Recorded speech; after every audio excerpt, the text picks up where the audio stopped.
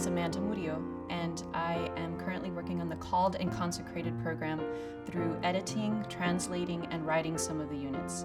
I have worked as a high school theology teacher as well as a middle school theology teacher, and I have a master's degree in theology from the University of Notre Dame's ECHO program. From a pedagogical standpoint, these units are amazing simply because they are so interactive and they have various methods by which we can teach our students about the religious life.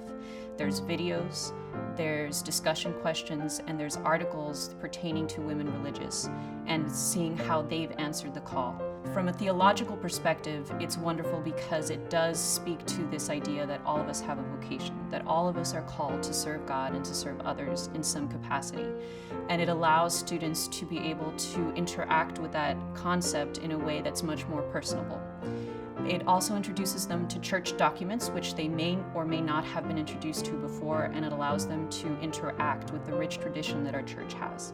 And finally, I think it allows them to put a face to the different vocabulary that they hear in terms of religious life, like vocation, charism, or even discernment. And it allows them to see and meet people who have said yes to God and still find this joy in life, and in fact have been able to find joy in life through that yes.